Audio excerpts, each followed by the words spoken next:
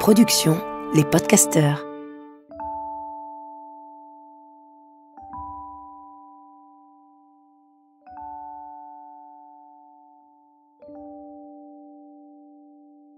Bonjour, je suis Marie-Robert. Et croyez-moi, j'ai toujours une proposition à vous faire. Et si la philosophie était la meilleure chose à faire cet été ? Ventiler nos esprits, sublimer nos couchers de soleil et entretenir nos discussions d'apéro. Avouons que les vacances sont un moment singulier. Il y a ceux qui se disputent en remplissant le coffre de la voiture, ceux qui prennent le train pour la colo avec une étiquette autour du cou, ceux qui n'ont pas les moyens de partir et qui jouent au ballon dans la rue. Il y a ceux qui profitent du mois d'août, enfin seuls au bureau. Ceux dont les tablés ne comptent plus les convives. Ceux qui préfèrent la montagne au sable brûlant. Ceux qui pestent contre les moustiques. Et ceux qui font des siestes à rallonge. Il y a ceux que ça angoisse de partir. Et ceux que ça angoisse de rentrer. Il y a ceux qui aiment les parcs d'attractions. Et ceux qui ne jurent que par les criques désertes. Il y a les sandwichs sur le bord d'autoroute et les tables avec nappe. Il y a les fidèles et les novices. Ceux qui savent où s'achète la meilleure gaufre et ceux qui cornent les pages du routard.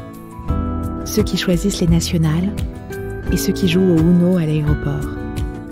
Ceux qui économisent le parking et ceux qui claquent le travail de l'année. Il y a les saisonniers qui triment en attendant l'hiver à Bangkok, ceux qui gardent les chats des voisins, ceux qui ont une grand-mère et ceux qui ne voient plus leur famille, ceux qui écrivent des cartes postales et ceux qui n'allument plus leur téléphone. Il y a les protections 50 et ceux qui mettent de l'huile au monoeil. C'est quelque chose l'histoire des vacances. Une somme de comportements qui tissent nos souvenirs autant que notre sociologie. Un espace où nos esprits font face à cette somme d'émotions confuses qui se baladent en nous depuis l'enfance.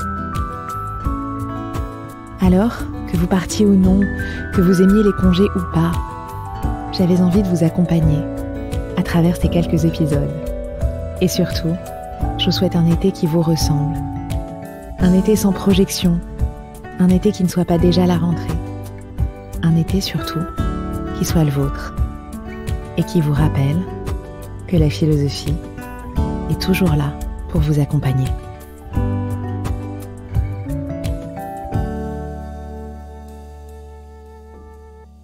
L'amour, l'amour, l'amour. La plus déraisonnable des obsessions. Plonger dans la philosophie pour parler d'amour n'est pas le chemin le plus simple. Les philosophes semblent même condamnés, pour la plupart, à se méfier du sentiment amoureux, l'ennemi absolu de la sérénité et de la réflexion. Chez Lucrèce, un disciple d'Épicure, le cœur de celui qui aime brûle, selon ses mots, d'un funeste désir. Terrible vision de l'amour que celle du poète romain. Pour lui, le principe est simple. Les hommes sont excités par la vue des beaux corps et succombent à une vile fureur. Je cite exactement ces termes. Ils se clouent corps à corps, avides, de leur bouche mélangeant la salive. Nous sommes loin d'une étreinte glamour. Les ardeurs de l'amour entraînent une dépendance aussi bien physique qu'affective. Et tout cela, selon Lucrèce, finit par nous déposséder de nous-mêmes. Bref, ça nous donne guère envie d'aller s'inscrire sur Tinder. Même propos chez notre cher Kant. Selon lui, l'amour passionnel est dangereux car il mène irrésistiblement à l'accomplissement d'actes moralement condamnables. L'amour empêche tout raisonnement, tout usage normal de ses facultés. Celui qui est amoureux n'est plus en mesure d'écouter sa raison profonde. Dès lors, comment pourrait-il être moral ? Pour bien comprendre ce que dit Kant, il faut revenir sur un point. C'est que pour lui, la loi morale a pour origine la raison. Il faut être capable de la mettre en œuvre et savoir se placer du point de vue de tout homme pour établir si un acte est juste ou non. C'est la formule kantienne qui confirme qu'il faut agir, je cite, toujours de telle manière que la maxime de ton action puisse être érigée en loi universelle. Voilà ce que dit Kant de la morale.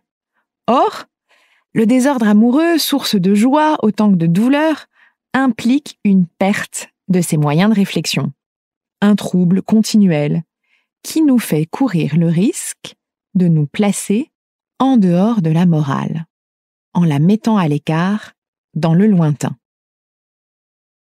Nietzsche confirme, va tout à fait dans le même sens. Il dit « Ce qu'on fait par amour s'accomplit toujours par-delà le bien et le mal ».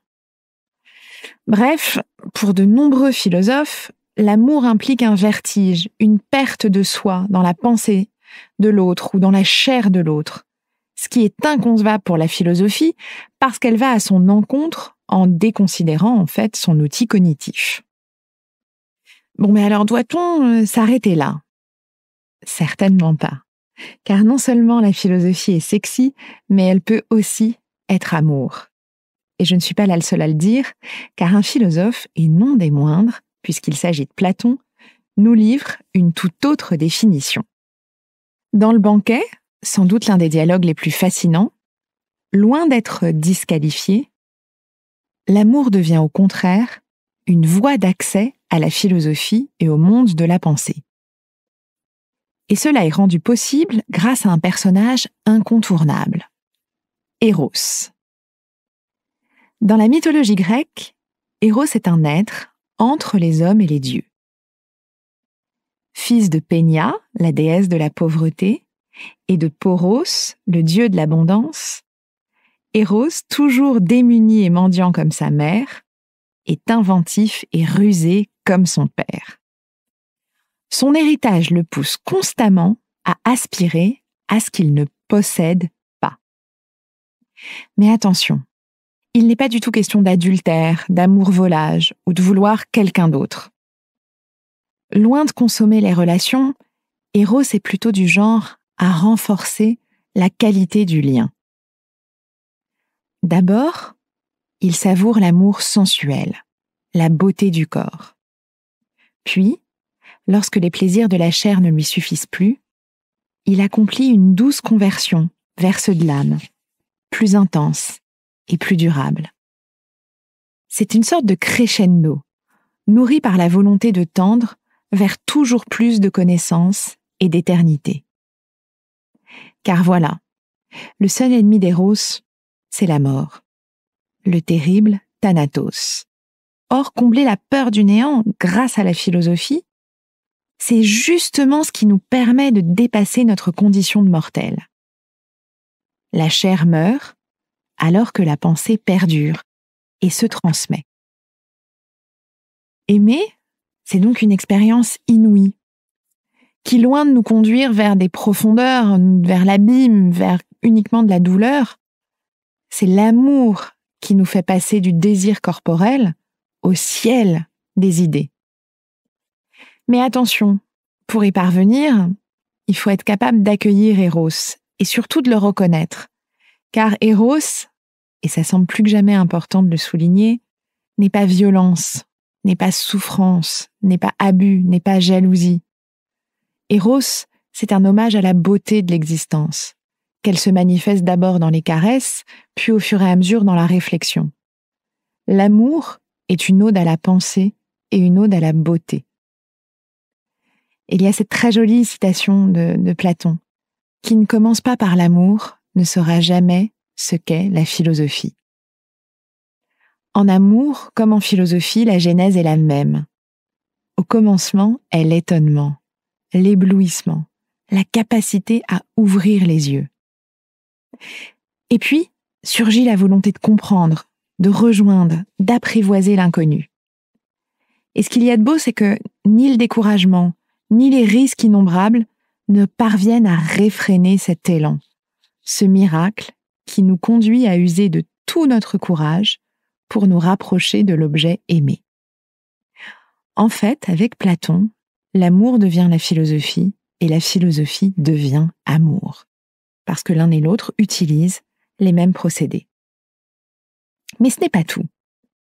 Si Platon et la philosophie grecque réhabilitent aussi bien l'amour, c'est aussi parce qu'il lui confère des variations. Là où en français on n'utilise qu'un seul mot, amour, le grec nuance, décortique, précise et distingue surtout 4 modalités. Alors d'abord, il y a l'éros, dont nous venons de parler. L'éros, c'est l'amour naturel, centré sur le moi, qui est motivé par le manque, par le désir, l'envie de rejoindre l'autre, l'envie de rejoindre la personne aimée, l'envie de la voir à côté de soi. C'est vraiment la séparation qui devient douloureuse, qui devient insoutenable. Le risque de l'éros, évidemment, si l'éros n'est pas, et on l'a un peu évoqué, si l'éros n'est pas totalement maîtrisé, c'est qu'il peut devenir violent et instable. Mais en tout cas, c'est ce désir, c'est cet élan de vie qui le pousse. Ça, c'est la première forme d'amour, l'éros. La deuxième forme, un peu moins connue, c'est le storge, basé sur l'affection, l'amour familial. Storge est centré sur le nous, sur l'échange. Le storge, en fait, c'est l'amour qui nous sécurise. C'est l'amour de l'environnement, des choses autour de nous, de cette tendresse que nous sommes capables de mobiliser pour ce qui nous entoure. C'est quelque chose qu'on peut retrouver évidemment dans l'amour, par exemple, l'amour familial, mais par exemple dans l'amour maternel. Je te donne en espérant que tu reçoives. Je te donne en espérant que tu sois capable de voir l'amour que je suis en train de te transmettre. Ici, le risque, même si cette tendresse est magnifique, le risque, c'est un risque d'asservissement, parce qu'évidemment, on attend toujours que l'autre reçoive, et si l'autre ne nous montre pas qu'il reçoit, alors on peut sentir une forme de frustration. La troisième forme d'amour, qui est plutôt célèbre, et encore plus célèbre en philosophie, c'est l'amour philia, qui là est basé sur l'amitié. Comme dans le storge, dans la philia, il est question du nous. C'est l'amour ressenti pour des personnes, et donc souvent des amis, qui partagent notre vision, qui partagent nos valeurs, qui partagent nos goûts. C'est-à-dire qu'il y a vraiment cette idée de créer dans la philia, d'une communauté d'esprit. Le risque de la philia, puisqu'il y a toujours un risque dans toutes les formes d'amour, le risque de la philia, c'est d'exclure certaines personnes, celles qui justement ne partagent pas notre vision, ne partagent pas nos valeurs. En dernier lieu, après Eros, Storgé, Philia, il reste agapé, un mot magnifique pour désigner l'amour désintéressé, l'amour inconditionnel. L'agapé, c'est l'amour qui donne non pas en considérant la valeur, c'est-à-dire est-ce que l'autre mérite ou non mon amour, mais qui donne pour l'être humain, qui n'attend rien, qui est encore plus fort que la tolérance, parce que la tolérance, on a souvent tendance à dire que ça suppose qu'il y a un toléré. L'amour agapé, c'est l'amour qui dépasse toutes les barrières, qui dépasse toutes les conditions, qui n'attend rien. C'est une humanité profonde qu'on est capable de mobiliser dans l'agapé.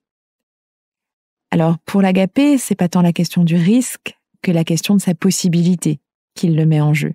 C'est-à-dire, est-on capable justement de cet amour inconditionnel? Il est assez compliqué en tout cas, à faire naître en soi. Mais ce qu'il y a de passionnant dans la philosophie grecque, à travers ces 4 termes, c'est que ce sont tous ces types d'amour qui sont nécessaires. C'est dans ces différentes variations qu'on chemine au cours de notre vie. Tour à tour synonyme de désir, de manque, de beauté, de sexualité, de divin, d'inconditionnel. L'amour interpelle la philosophie, en la narguant avec une impossible conceptualisation qui serait totalement figée. L'amour change, évolue, s'ajuste, questionne. Un peu de philia, un peu d'agapé, beaucoup d'éros, du storge. C'est peut-être pour cela que même lorsque l'amour est douloureux, même lorsqu'il devient risqué, il passionne. Car chaque société, chaque couple, chaque histoire nous impose de nous confronter de manière inédite à ces problématiques. L'amour est un paradigme, un modèle pour saisir nos intimités et notre rapport à l'altérité. Et c'est sans doute ainsi qu'il demeure, encore aujourd'hui, le plus désirable des sujets philosophiques.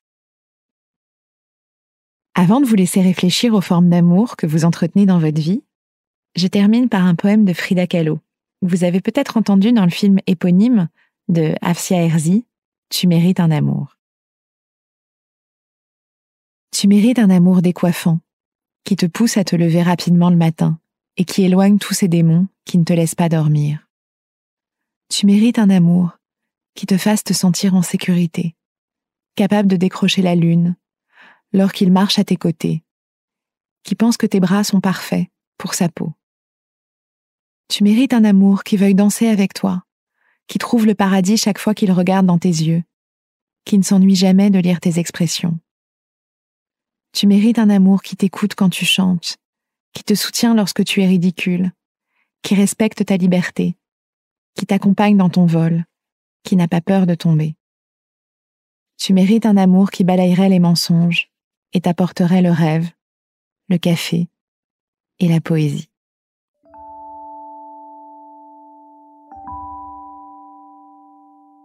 Merci pour votre écoute, vos partages, vos réflexions.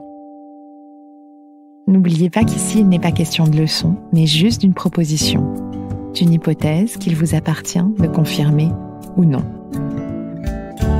Dans 15 jours, nous parlerons de l'épineuse question de l'identité.